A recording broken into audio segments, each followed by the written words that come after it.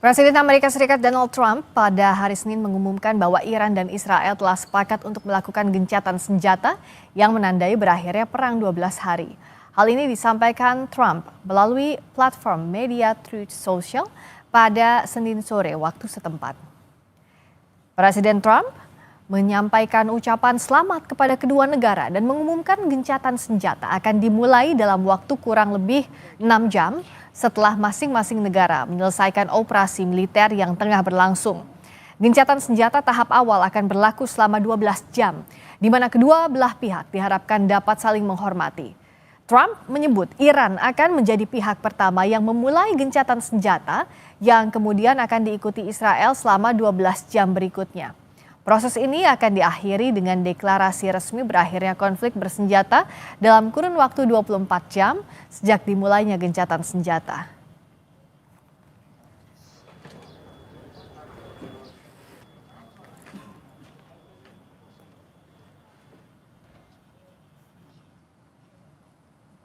Sementara Menteri Luar Negeri Iran Abbas Araghchi membantah soal kesepakatan gencatan senjata Iran-Israel seperti klaim Presiden Amerika Serikat Donald Trump. Di akun X-nya Abbas bilang Iran akan menghentikan serangan jika Israel menghentikan serangan udara sebelum pukul 4 pagi waktu setempat.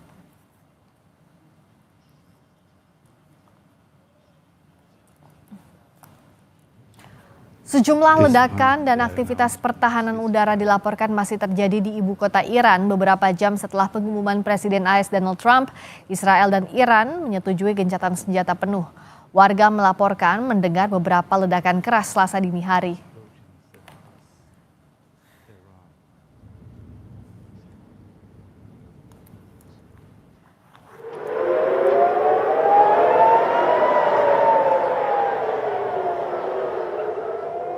Suara peringatan sirine dan ledakan kembali terdengar di Tel Aviv, Israel pada Selasa dini hari. Militer Israel memperingatkan warganya mengevakuasi diri ke tempat yang aman. Serangan Iran terhadap Israel ini dilakukan tak lama setelah Presiden Amerika Serikat Donald Trump mengumumkan jika Israel dan Iran telah sepakat untuk melakukan gencatan senjata.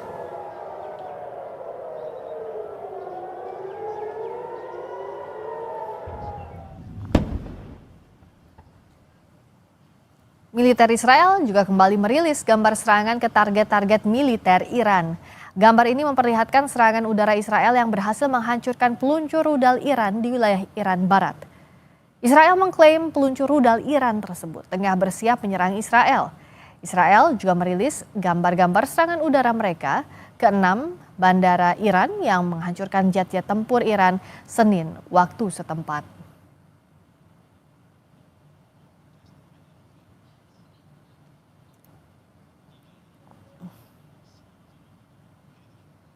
Apakah gencatan senjata bisa terwujud antara Israel dan Iran dan apa dampaknya jika kedua belah pihak menolak perundingan menyelesaikan konflik?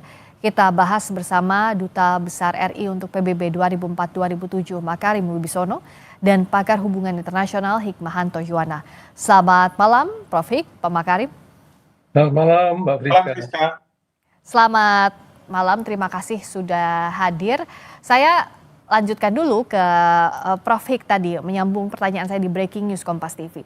Jadi kalau bicara soal penutupan Selat Hormuz, ini kan jadi Iran's retaliation, pembalasannya Iran terhadap apa yang dilakukan Amerika Serikat. Seberapa ketar-ketirnya Amerika Serikat, Israel, dan negara-negara Uni Eropa bahkan dengan ini? Ya, sangat ketar-ketir. Tadi kita sudah mendengar, padahal Iran masih belum melakukan penutupan karena itu masih diwacanakan di parlemen dan nantinya kalau misalnya memang harus ditutup itu di majelis tinggi di Iran yang menentukan itu. Nah, masih ada di dalam parlemen saja Uni Eropa, bahkan Amerika Serikat. Amerika Serikat ini bukan Donald Trump, tapi bursanya langsung turun, langsung kemudian. Kita ingat ya, pada waktu Trump mengatakan kenaikan tarif, itu Trump akhirnya mundur karena apa? Bursa yang menghajar Trump. Nah, ini terjadi lagi sekarang, bursa menghajar Trump karena apa? Trump dianggap sebagai terlalu apa ya? tidak memperhatikan segala sesuatu terkait dengan pengeboman 3 titik yang dilakukan di Iran. Mhm. Nah, oleh karena itu sekarang posisi Trump agak mundur. Dia mengatakan bahwa pertama, terima kasih Iran karena memang kamu sudah melakukan serangan. Mudah-mudahan itu sudah melepaskan ya kemarahan kamu kepada kami. Kan begitu ya? Ya. Walaupun kita juga terima kasih karena serangan itu kamu kasih tahu ke kami, ke Amerika. Saya nggak yakin apakah Iran memberitahu serangan itu ke Ya. Amerika. Mungkin Iran memberitahu ke Qatar. Lalu Qatar karena tidak ada masalah dengan Iran kan sebenarnya yang mau diserang adalah pangkalan. Ya. Tetapi Qatar mengatakan bahwa tetap saya harus intercept. Nah, Ya. Qatar yang kemudian menyampaikan ke Amerika Serikat. Ya. Mhm. Kan ada pernyataan dari Donald Trump yang mengatakan sekarang sudah bisa terjadi make Iran great again. Ya. Giga seperti make America great again. Ya. Kita juga terbingung-bingung ini. Kenapa? Bahkan Ya. sekarang seolah Trump sebagai juru damai, bukan pihak yang terlibat dalam perang. Padahal Oke. awalnya kan dia mau melindungi Israel Dan terlibat dengan dalam perang ini ya? ke Israel. Nah, ini yang masih agak fluid. Kita belum tahu ini arahnya kemana. Dan tentu dari sisi Iran, ketika Trump mengatakan ada truce gitu ya, ada gencatan Ya. senjata 6 jam dan lain sebagainya. Pertanyaannya, itu menurut siapa? Menurut Trump atau menurut kami? Ya. Nah, buktinya kan ada pernyataan dari pihak Iran bahwa kami nggak pernah punya perjanjian seperti Oke. itu, ya kan? Nah, ini yang saya katakan masih cair. Perang ini masih bisa berlangsung, tetapi bisa juga perang ini akan berakhir. Ini tergantung dari bagaimana Ya. Iran. Tergantung bagaimana Iran tadi ya seperti Prof. Hik sampaikan. Tapi kalau dari sisinya Pak Makarim, apakah mungkin terus atau setidaknya kalau ceasefire masih jauh untuk gencatan senjata, tapi apakah gencatan senjata sementara ini memang bisa dilakukan di tengah fluidnya, di tengah masih cairnya kondisi di Timur Tengah, terutama antara Israel dan Iran, Pak Makarim?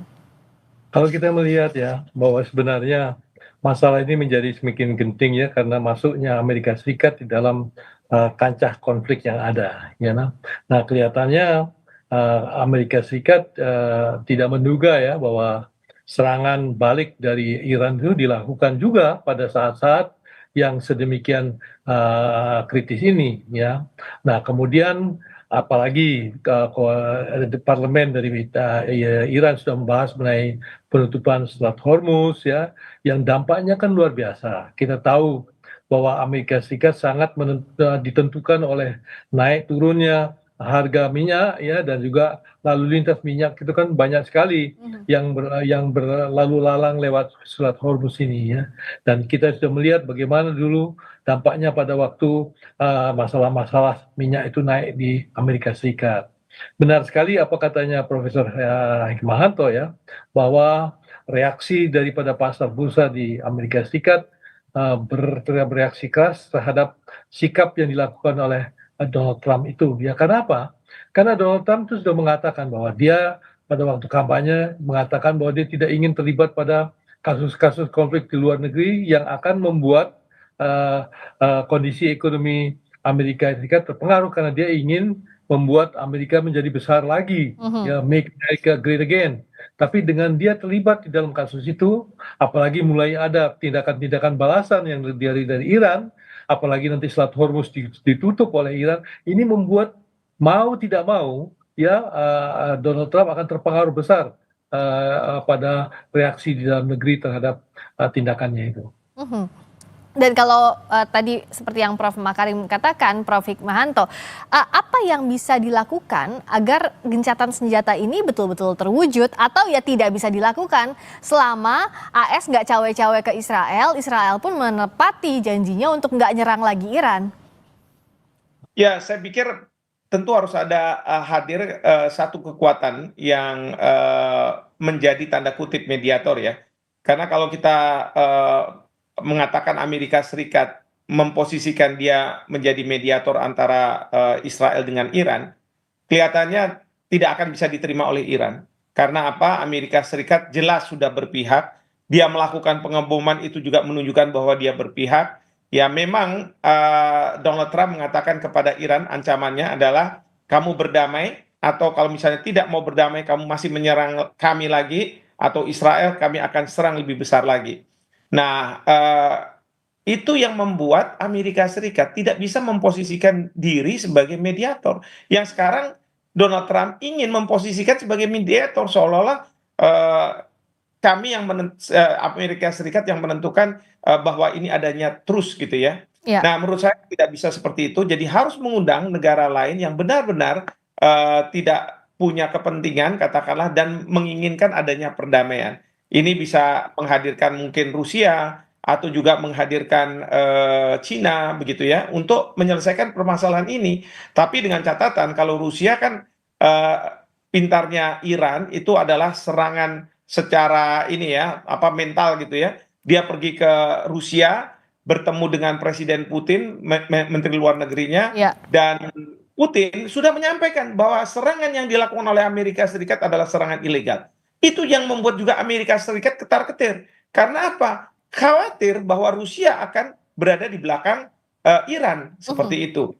Ya. Nah, ini sekali lagi kalau misalnya Cina, saya masih belum melihat bagaimana Cina apa namanya punya sikap, tapi memang sudah ada pernyataan dari pemerintah Cina bahwa serangan yang dilakukan oleh Amerika Serikat adalah suatu serangan yang ilegal begitu ya. Ya. Dan tentu Cina bisa diminta untuk hadir di dalam membuat kesepakatan damai ini. Iya, karena kan nggak mungkin kalau misalnya Amerika Serikat dipercaya jadi mediator, sementara dia yang lempar rudal sembunyi tangan, akan tidak menimbulkan kepercayaan kedua belah pihak. Nah, kalau Pak Makarim dari sisi Pak Makarim siapa yang bisa jadi mediator ini? Qatar misalnya, tapi sejauh ini dia yang juga mengintersep serangan dari Iran ke pangkalan AS. Lalu misalnya PBB, sejauh ini juga tidak bisa menghentikan konflik. Atau kalau negara-negara lain bilang bahwa apa yang dilakukan Israel serangannya adalah ilegal, itu pun yang dikatakan untuk mengecam serangan Israel ke Gaza. Nah, siapa sebenarnya yang bisa menghentikan setidaknya sementara ini? Kalau dilihat ya, kunci daripada suksesnya suatu mediator itu ya bahwa harus dari sikap mediator harus ada posisi impartial, tidak berpihak, ya. Nah, di dalam keadaan situasi sekarang ini, kita sudah melihat tampak bahwa negara-negara Eropa itu sudah mulai memiliki jarak sedikit dari sikap yang dilakukan oleh Donald Trump terhadap Timur Tengah ini, ya, baik Gaza maupun juga di Iran ini, ya, dan juga apa namanya Eropa itu sangat erat kaitannya juga dengan masalah kesediaan minyak bumi, ya. Mhm. Nah, kalau terjadi sesuatu hal, jadi ada kepentingan ya dari negara-negara Eropa itu untuk coba menyelesaikan kasus sengketa ini secara cepat. Karena apa? Karena dampaknya itu akan berdampak sangat luar biasa bagi kepentingan Eropa di masa-masa yang akan, apalagi ya suplai minyak dari Rusia kan sudah terhenti gara-gara kasus yang ada dengan Ukraina itu. Oleh karena itu memang ini ada kemungkinan negara-negara Eropa itu bisa bermain di dalam mencari jalan keluar yang bisa diambil pada saat ini.